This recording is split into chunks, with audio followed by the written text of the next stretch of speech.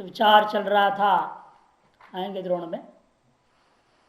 दृष्टवा तो पांडवानीकम व्यूढ़ द्वस्तदा आचरण उपसंगम में राजा वचन ब्रवीत, इस श्लोक पर बता दिए थे।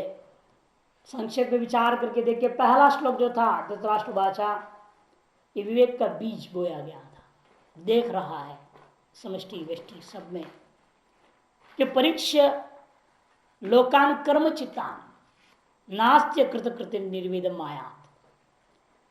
जब स्व कर्म से प्राप्त इस लोक बाह्य जगत और शरीर का विवेचन नहीं करता है, तब तक वैराग्य उत्पन्न हो नहीं सकता है। समष्टि व्यष्टि का विवेचन पहला श्लोक में बीज है।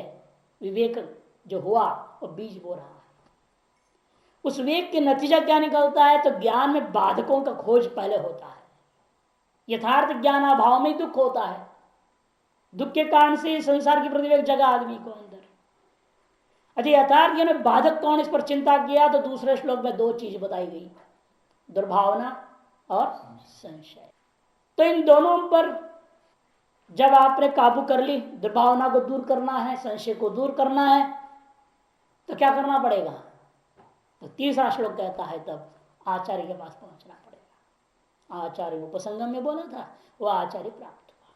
लेकिन उस आचार्य में क्या क्या गुण होते हैं, ये तीसरे श्लोक का बड़ी महिमा है। तीसरे श्लोक में दुर्योधन विद्वान दुर्भावनों को प्रकट कर रहा है। आचार्य के ऊपर संशय किया, आचार्य की निंदा और स्तुति के द्वारा आचार्य को भड़काने की कोशिश कर रहा है युद्ध के लिए। लेकिन साथ साथ साधकों के लिए आचार्य का लक्षण को भी बता दिया है। कैसे आचार्य होना चाहिए, कैसे होना चाहिए, वो यहां श्लोक से निकालो, वहां दूसरे जगह से मत सुना। इस श्लोक से कैसे निकल रहा है आचार्य का लक्षण, वो मेरे को बोलो। पश्येताम पांडुपुत्राणाम आचार्य महतीं चमूम व्यूढ़ाम द्रुपद पुत्रेण तव शिष्येण। इस श्लोक पर विचार चल रहा अभी भी, पूरी नहीं हुई। यह आचार्य का लक्षण ही बता रहा है। क्योंकि यद्यपि देखिए द्रोणाचार्य को जितना ही भड़कावे और दुर्योधन, लेकिन द्रोणाचार्य का जबान से एक शब्द नहीं निकला। कहीं नहीं आता द्रोणोवाच है कहीं। क्यों रिएक्शन नहीं कर रहे हैं?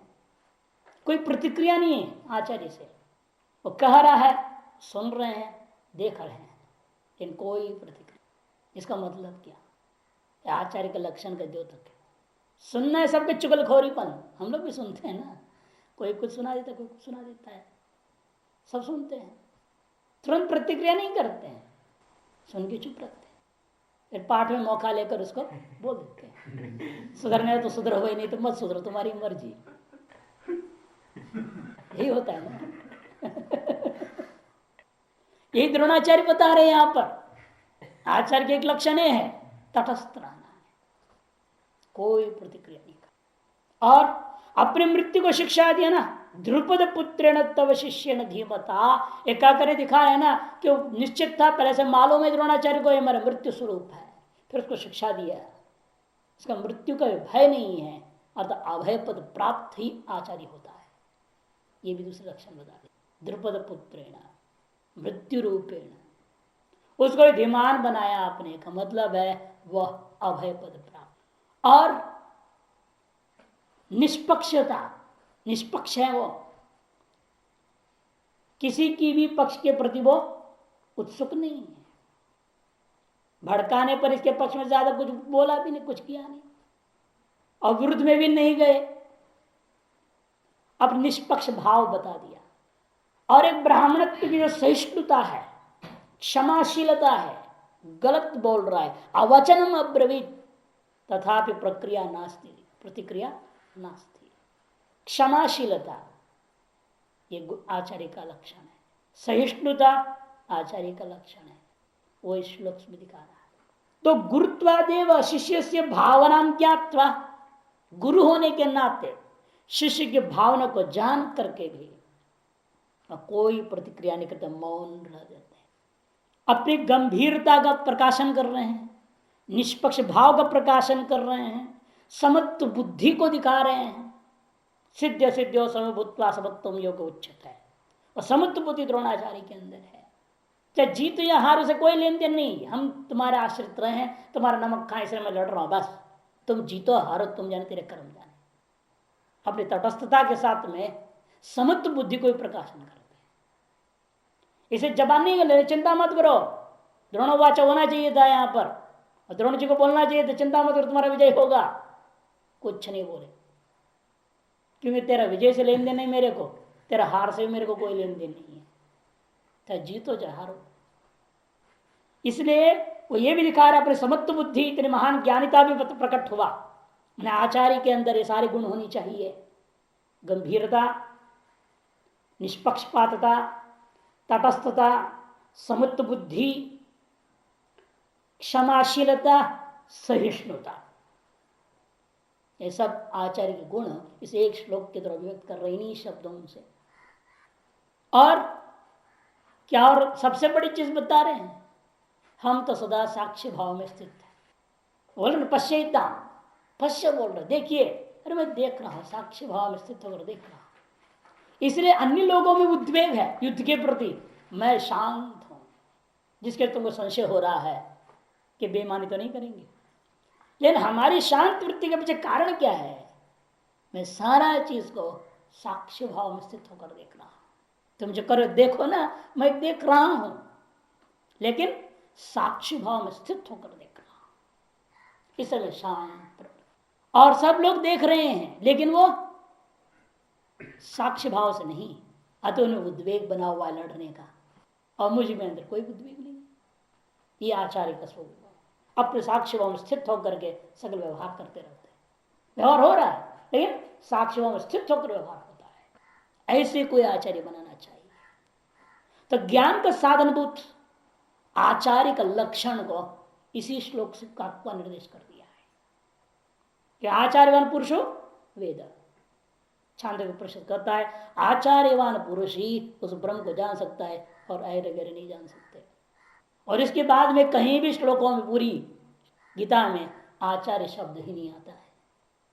इन्हीं दो श्लोक में आया, एक में विकर्मणी में, एक में संबोधन। आचार्य उपसंगम्य कर्मणी है, भो आचार्य संबोधन नहीं श्लोक में। तो निंदा पक्ष लो चाहे स्तुति पक्ष लो, दुर्योधन का विचार में दोनों पक्ष लिया सकता है ना। आगे मूढ़ता है कि अपने मृत्यु को शिक्षा दिया, ये निंदा पक्ष हो गया, और आगे महानता है कि अपने मृत्यु को भी अपने शिक्षा दे दिया, स्तुति हो गई। कि दोनों पक्ष, लेकिन होता क्या है, भड़काने ही बात हो रही है। निंदा द्वारा भी भड़का रहा है, स्तुति द्वारा भी भड़का रहा है। लेकिन द्रोणाचार्य हैं, वो जानते किसकी सामर्थ्य क्या है। आचार्य कह सकते भाई आपने इसको धीमता बना दिया, मेरे को अधीमता कैसे बना दिया। धीमता विशेषण देकर कह रहा है ये द्रोणाचार्य एक तरह से, आपने उसको तो बुद्धिमान बना दिया, मेरे को तो बुद्धिमान नहीं बनाया, ऐसा उसके जैसे मेरे को नहीं बनाया आपने। तब गुरु का यहाँ पर संकेत है, मौन के द्वारा ही बता रहे हैं, देखो द्रोण का मतलब ही होता है वो निष्पक्ष है, वो किसी को कुछ बनाता नहीं। चावल को नापा और जब नापने गिरा तो गेहूं हो गया, होता है क्या। गेहूं को भरा, नापा और फिर उसको निकाल दिया तो वो सोना हो जाएगा क्या, चावल बन जाएगा क्या, नहीं। वो केवल नापता है, गेहूं को नाप के गेहूं ही बनाए रखता है, चावल को नाप के कितना है वो नाप के बता देता है, लेकिन परिवर्तन नहीं करता। चीज की इयत्ता का निश्चय करता है केवल, लेकिन चीज में परिवर्तन नहीं लाता है।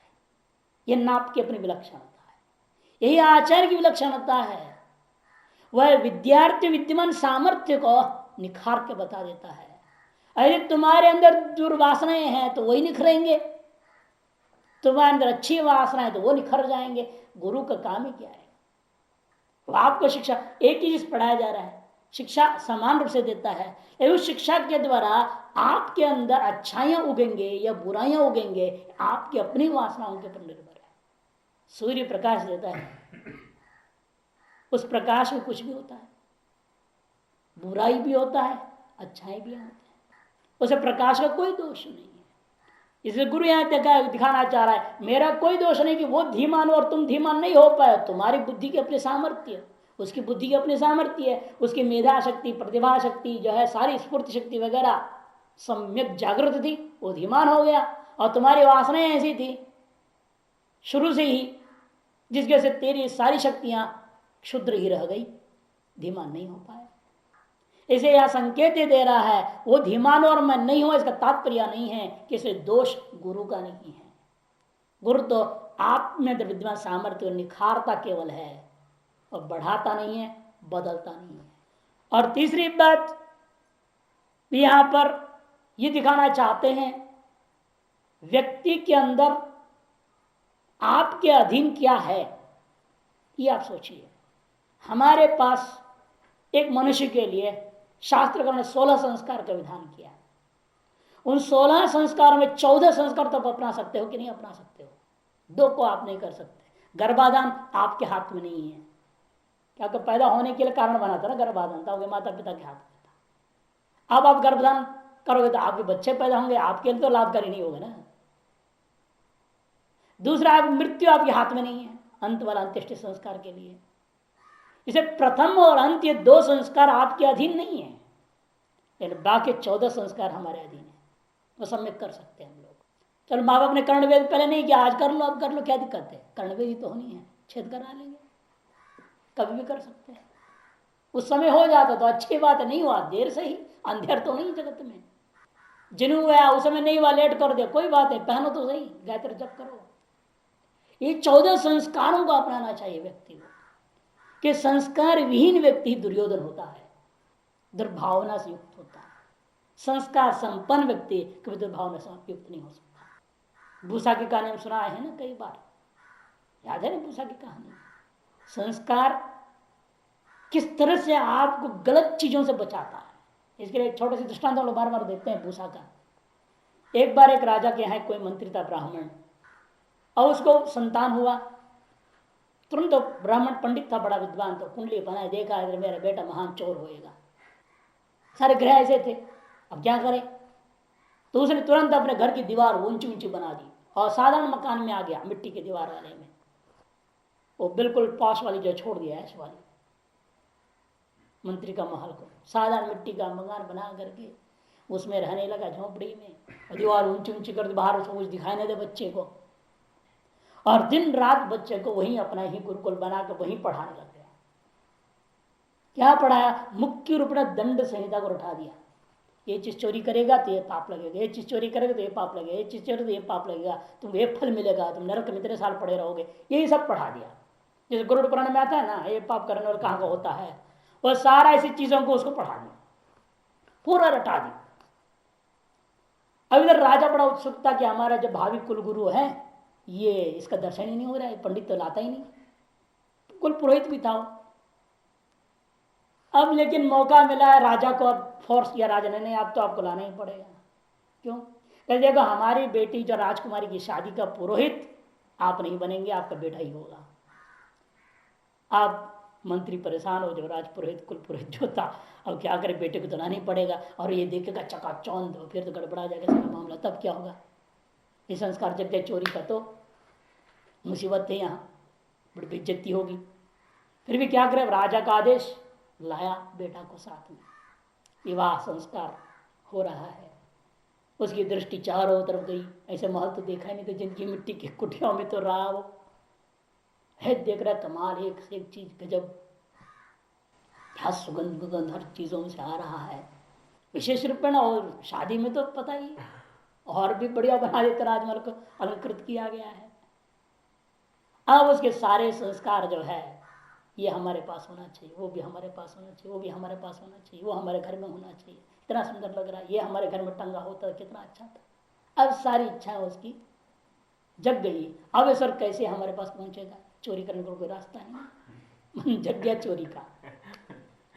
अब मौका ढूंढ रहा है, लेकिन पिताजी वे साथ साथ आगे पीछे बिल्कुल बॉडीगार्ड बन के घूम रहे हैं। अब देख कहीं खिसक जाए तो, चोरी कर दे तो पकड़ लूं, इस वजह से पीछे पीछे घूम रहे थे। और वो भी मौका ढूंढ रहे, कब पिताजी इधर उधर खिसक गया और मैं अपना काम करूं। तो मौका मिला, शाम होते तो जब लोग विदाई होने लगे तो राजा ने उसको बुलाया, मंत्री भी था ना वो, कुल पुरोहित भी, मंत्री भी, उसको बुलाया, देखो ऐसे ऐसे विदाई करने के लिए, आओ संभालो, ऐसे करो करो, ऐसे लगा दिया उधर। अब वो मंत्री उधर गए, बाप इसको मौका मिल गया, एक खिसक।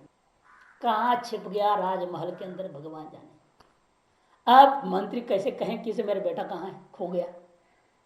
शर्म के मारे ढूंढ ढांड करके वापस रात्रि में वो घर चले गए। बड़ा चिंता, अब हो गया गड़बड़ी, कहीं गड़बड़ करके ही आएगा। अब लेकिन हुआ क्या, रात भर अब उसमें बड़े जितने रात्रि के पहरेदार बदल गए। ये दिन में विवाह के टाइम में जो पुलिस लगे थे, सैनिक लगे थे, बदल गए। रात्रि दूसरे आ गए, तो वो लोग तो देखे नहीं थे ये कौन आदमी है, राजपुरोहित का शकल को देखा नहीं था। अब इसने क्या किया, हर एक चीज उठाता था, अरे भाई इसको चोरी कर दें, इससे यदि पाप होगा, मुर्गी जैसा नरक में जाना पड़ेगा, तो वही छोड़ देता था। करते करते करते पूरा राजमहल में कोई ऐसी चीज नहीं दिखा जिसका चोरी करने पर पाप नहीं लगता है।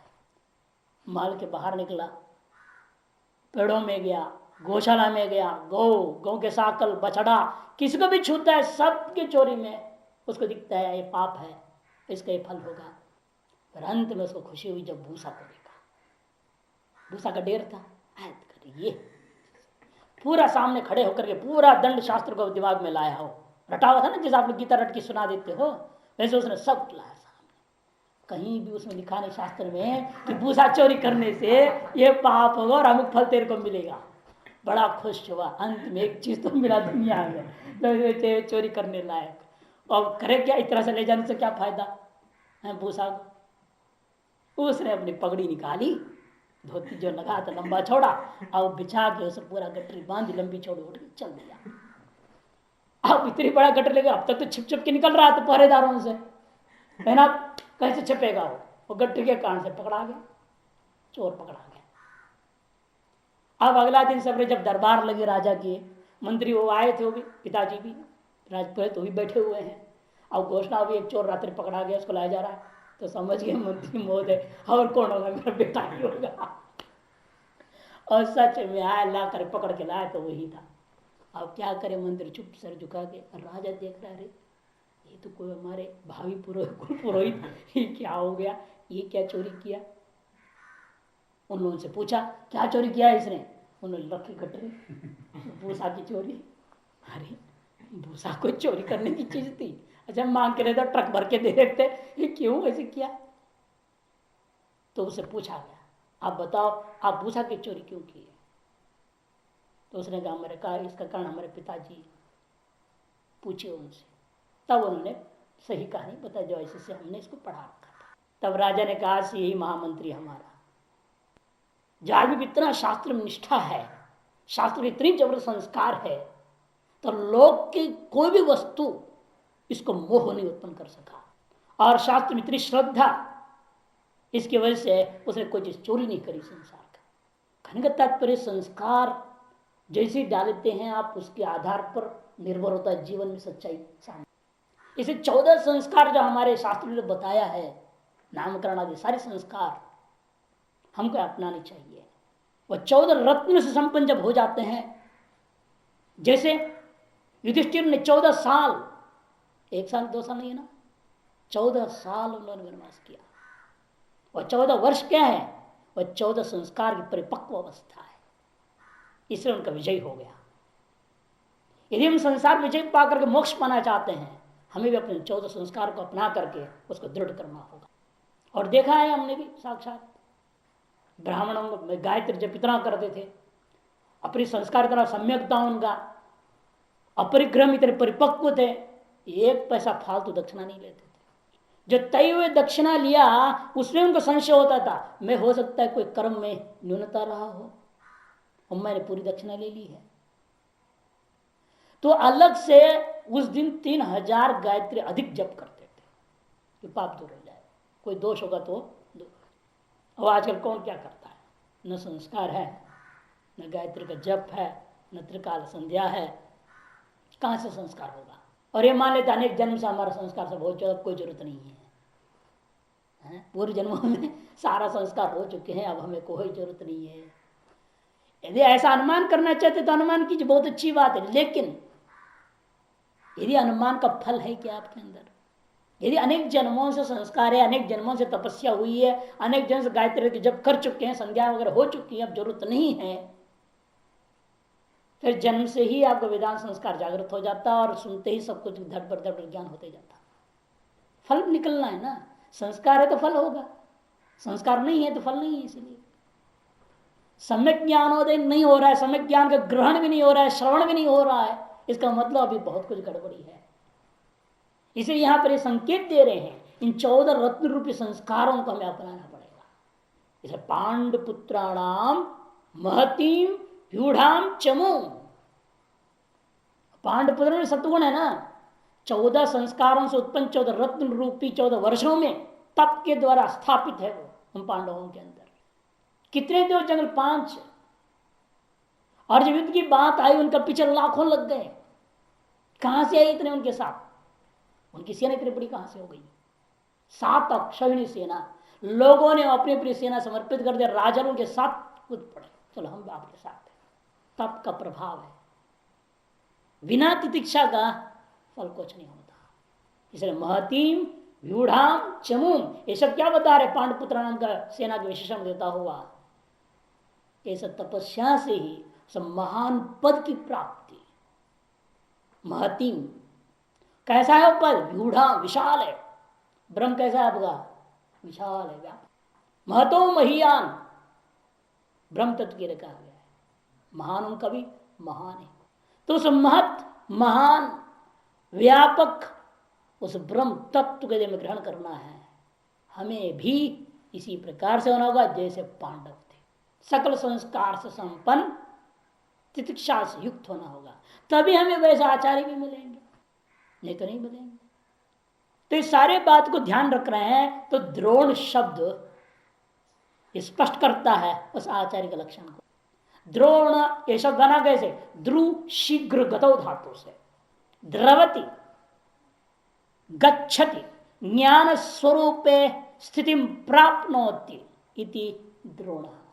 द्रवती गच्छति, गंभीर धातु ज्ञान अर्थ में होता है, ध्रुव शीघ्र गतौ।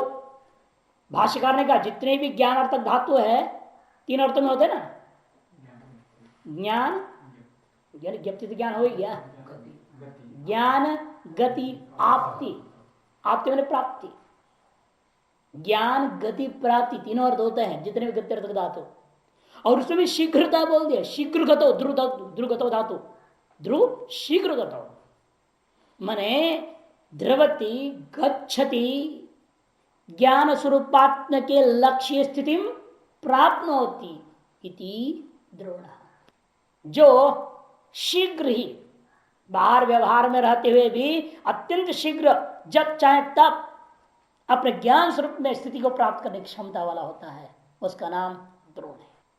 आश्चर्य देखिए, द्रोण में भी ध्रुव धातु है, द्रुपद में भी ध्रुव धातु है, दोनों समान धातु से बन रहे हैं, दोनों शत्रु हैं, अहीन कुलवत जनजात शत्रु है द्रुपद और द्रोण, दोनों ध्रुव शब्द से बन रहे हैं। द्रुपद का भी अर्थ किया ध्रुव शीघ्र गति तया पद्यते स्वलक्ष्यम प्राप्यते यह स द्रुपद। ध्रुव शीघ्र गति तया पद्यते स्वलक्ष्यम प्राप्यते यह स द्रुपद, ये करते हैं द्रुपद पुत्रेण धीमता। दोनों का अर्थ एक जैसा है, देख लो है? लेकिन इतना ही द्रोण में केवल ध्रुव धातु प्रत्यय है, यहां ध्रुव से पद धातु प्रयोग कर दिया, ध्रुव धातु पूर्वक पद धातु, इसलिए क्या करते? स्वलक्ष्यम प्राप्यते, न तो ब्रह्म स्वरूप। उसका लक्ष्य क्या होता है? हमेशा गलत ही रहेगा, सही होना कोई जरूरी नहीं है। द्रोण का स्वरूप ज्ञानी है और वह दूसरा धातु ने प्रयोग हुआ ना, यहाँ पद्यते गम्यते प्राप्त स्थिति में इत्यादि आता है ना, वह स्वलक्ष्यम प्राप्य थे, इसीलिए एक दूसरे के प्रति शत्रु भाव भी आ गया, परस्पर विरुद्ध हो गया।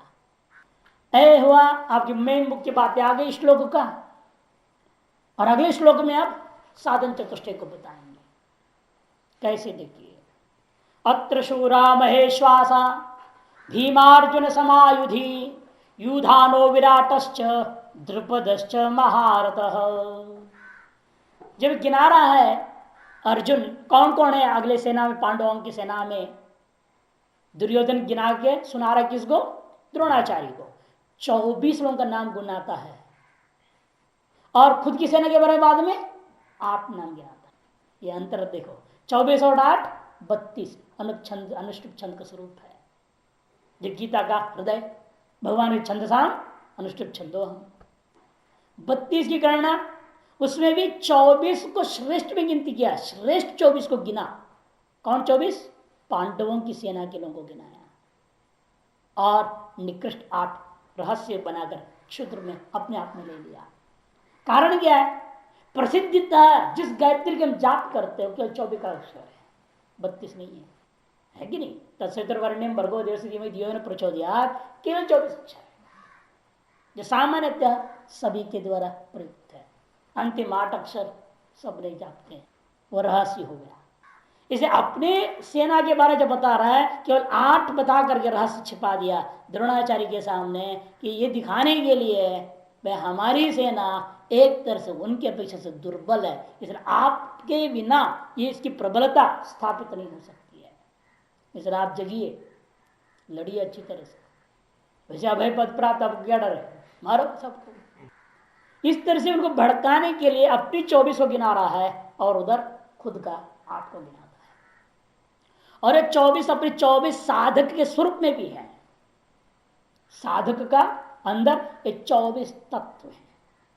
क्या क्या 24 है साधक के अंदर? देखो, सबसे पहले एक विवेक है, वैराग्य 2 है, पर वैराग्य और अपर वैराग्य नाम से 2 तरह का वैराग्य होता है। शम 9 है, दम 5 है, तितिक्षा 3 प्रकार की है, उपरति, श्रद्धा, समाधान, मुमुक्षा। कितना हो गया? कुल 24। विवेक 1, वैराग्य 2, मिला दो 3, शम से 9, 9 3 12, दम 5, 12 5 17, तितिक्षा 3 प्रकार की, 17 3 20, उपरति 21, श्रद्धा 22, समाधान 25, 23, मुमुक्षा 24। साधन चतुष्टय के अंतर्गत ही साधक का गुण है वो कुल 24 संख्या में है। सीधे सीधे तो कितना हो जाता है? 9। षट संपत्ति, वेक, वैराग्य, मुमुक्षा, 6 3 9 हो जाता है। इनका विस्तार देखेंगे ना, वैराग्य दोनों प्रकार की होनी चाहिए, पर वैराग्य और अपर वैराग्य, संख्या बढ़ जाएगा। षट से शम दम तितिक्षा, शम कितने? 9 प्रकार के गिनाए गए हैं, दम 5 प्रकार का, तितिक्षा 3 प्रकार की, ये सब जोड़ेंगे तो 24 हो जाता है।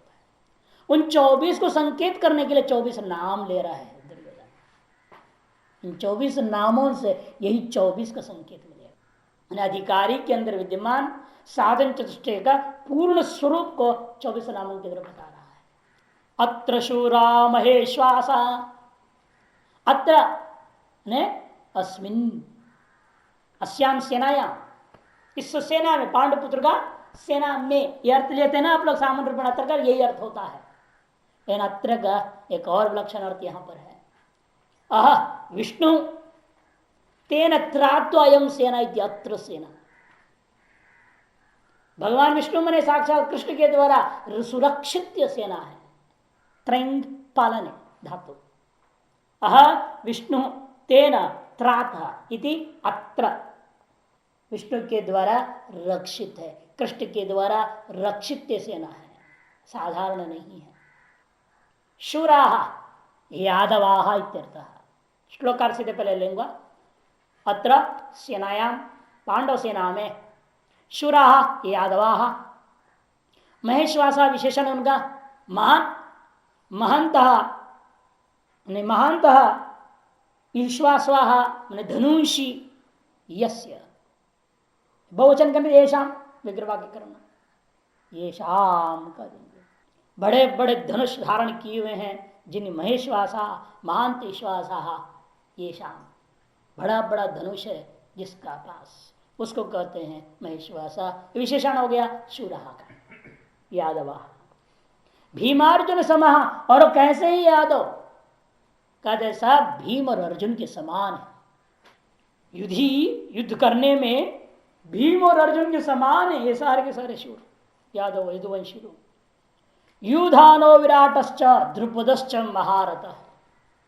युधान कहते सात्विकी, अतिशयेन युध्यति युधान, युद्ध धातु से यंग लुगंत होकर के शानच प्रत्यय होगा। युधान अतिशयेन युद्धति युधान सात्विकी इत्यर्थ, सात्विकी का नाम है ये युधान।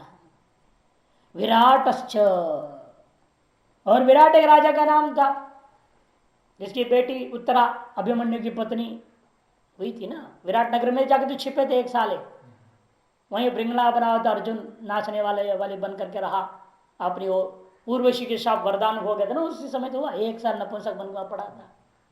तो विराट राजा जो था, विराट नगर का राजा विराट, उसका नाम भी विराट क्यों पड़ा है?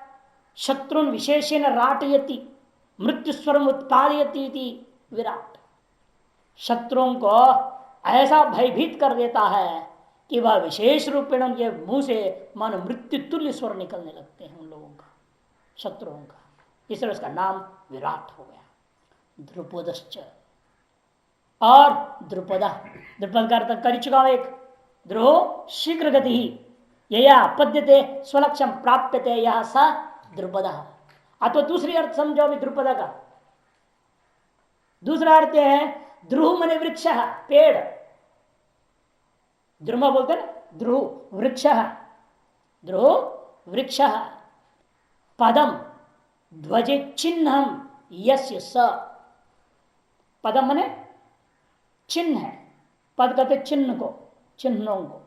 कहा चिन्ह बना हुआ है पेड़ का चिन्ह? ध्वज में, यस्य, जिसके रथ का ध्वज में पेड़ का चिन्ह बना हुआ है उस व्यक्ति का नाम द्रुपद। जिस व्यक्ति के रथ का ध्वज में पेड़ का चिन्ह बना हुआ है, द्रुह वृक्ष पदम मान चिन्हम ध्वज यस्य स द्रुपद, उसका नाम द्रुपद होता है। बहुत बड़ा रहस्य पर बता दिया है द्रुपद, द्रुपद संज्ञा इस के द्वारा। और कैसा था वो? महारथ, उसका विशेषण है महारथ, द्रुपदश्च महारथ। शूरा यादवा नायम आत्मा बलहीन लभ्य, श्रुति कहती है यह आत्मा बलहीन से प्राप्त नहीं होता। जो बलवान है वही शूर होता है, जो बलहीन है वह शूर नहीं होता, है ना। इसे क्या प्रकट कर रहे हैं शब्द से, शुरा से? मोक्ष को, मोक्ष की इच्छा सबकी बस की बात नहीं है। हृदय दुर्बल जिसकी है, अभी जिसके अंदर हृदय में कामनाएं भरी पड़ी है, ये चाहिए वो चाहिए, ऐसे चाहिए वैसे चाहिए, भय भी सता रहा है, इसके बिना मैं कैसे जीऊंगा, उसके बिना मैं कैसे जीऊंगा, वो क्या आदमी है? वो क्या उसके अंदर मोक्षता हो सकती है? अभी उसको भौतिक वस्तुओं से मुक्ति नहीं हो रखी है, संसार से पूरे से कहां से मुक्त होएगा? शूराह मैंने शूरत्वम आत्मबलम, नायम आत्मा बलहीन लभ्य, अर्थात बलवान के द्वारा लभ्य, मैंने शूर से ही लभ्य है आत्मा। शूरत्वम किम, आत्मा लाभ क्यों कर सकता है? मोक्ष का, जो सब कुछ त्यागने की योग्यता जिसके पास है वही इस संसार को प्राप्त कर सकता है। उस मोक्षत्व को शूरा शब्द से संकेत कर दिया। भीमार्जुन समायुधि, भीम और अर्जुन, भीम शब्द से हमेशा समाधान को कथन किया जाता है। निर्भयता है ना, भीम कैसा था? निर्भयता, वो भय नाम की चीज नहीं है। और भय किसके अंदर नहीं होता है? जो जिसके अंदर समाधान बना हुआ है। कभी न उद्वेग होता, न दुखी होता, न सुखी होता, समाहित चित्त वाला होता है, वो समाधान वाला होता है। वो समाधान क्या है? षट संपत्ति का अंतिम चीज है। वो भीम शब्द से प्रतीक है। और अर्जुन शब्द से श्रद्धा, अर्जयति पुण्य मात्रम एवं अंतःकरण शुद्धि अनुकूलम ये न स अर्जुन। अर्जयति, अर्ज धातु निजंत है, अर्ज धातु उनन प्रत्यय, गुणादि सूत्र से 3:58 तीसरे पाद 58वां सूत्र है। अर्जयति पुण्यम एवं पुण्य मात्रम तदपि अंतःकरण शुद्धि अनुकूलम ये न स अर्जुन, उसका नाम अर्जुन होता है। अतएव कौन कर सकता है काम? जो श्रद्धावान होगा, जिसके शास्त्र में श्रद्धा है वही कर सकता है। इस अर्जुन शब्द श्रद्धा का प्रतीक है। योधानो, युधान अतिशयन युद्धति युधान, व्युत्पत्ति किया था। अतिशय विलक्षण ढंग से युद्ध करता है। विलक्षण क्या विशेषता है? वो युद्ध करने में कुशल है। युद्ध करने में कुशलता का मतलब अपने सामने रहे शत्रु का विवेक करने की क्षमता, शत्रु को का बल और अबल को, प्रबलता दुर्बलता को सम्यक जानने की क्षमता का नाम युधान। इसी प्रकार से हम लोगों के मुमुक्षु के लिए शत्रु क्या है? इस संसार, इसमें नित्य और अनित्य का सम्यक चिंतन कर क्षमता का नाम विवेक। युधान से इसलिए विवेक को प्रकट कर रहा। विराटश्च, विराटश्च, ये विराट शब्द वैराग्य का द्योतक, क्योंकि सबको क्या कर रहा है? वो डरा देता है, मृत्यु स्वर को पैदा करना देता है। इसका मतलब जिसको देख के ही भय होता है, जिसको देख के शत्रुओं को भय हो जाता है। आपसे भय किसी को होता है तो किसकी वजह से होता है? आपसे देवताओं का भय कब होता है? जब आपके अंदर वैराग्य होता है। देवता लोग जो है लोभी लालची के से भयभीत नहीं है। वो कहते अच्छा है, ये संसार है, पड़ा है, मूर्ख है, ऐसे पड़े रह गए, हमारा बढ़िया बकरी है, हमारी आरती उतारते रहेगा और पैसा दो पैसा दो बोलते रहेगा, हम उसको फेंकते रहेंगे टुकड़ा बीच बीच में और ये हमारा बकरा बना रहेगा। लेकिन जब सब त्याग के विरक्त होने लगे तो देवता डर जाते हैं। इसलिए आप देखो जितने पुराणों में क्या है, जो त्याग करके सब सुख सब करके त्याग दिया और जा करके तपस्या करने लग जाता है तो देवता लोग डर जाते हैं। वो तपस्या को भंग करने के लिए उर्वशी को भेजते हैं, मेनका को भेजते हैं, किसी न किसी को भेजते हैं, और यहाँ आजकल विदेशियों को भेज देते हैं। आजकल भी आप थोड़ी सी तपस्या करो, देखो एक आध विदेशी टपकेगी, कोई ना कोई दे देगी कुछ ना कुछ पैसा और आपको भी ले जाएगी। बहुत है इसमें, विदेशियों को शादी कर लिया औरतों को। उर्वशी मेनका की जरूरत नहीं, अमेरिकन आ जाएगी तो काम चल जाएगा। कलयुग है। देवता आप जैसे विरक्त होकर के तपस्या कर लगते हैं, आपके वैराग्य से भयभीत होते हैं। विराट राजा के सामर्थ्य से भयभीत शत्रु होते थे, आपके वैराग्य से देवता भयभीत होते हैं। इसे विराट के द्वारा व्यक्ति साधक का वैराग्य को स्पष्ट कर रहे हैं। उसमें भी कौन सा वैराग्य लेना? अपर वैराग्य, इसलिए कि परवार के अगले श्लोक में आ रहा है कि पर वैराग्य अपरिग्रह का मूल होता है, वो आगे श्लोक में आएगा। यहां इसे अपर वैराग्य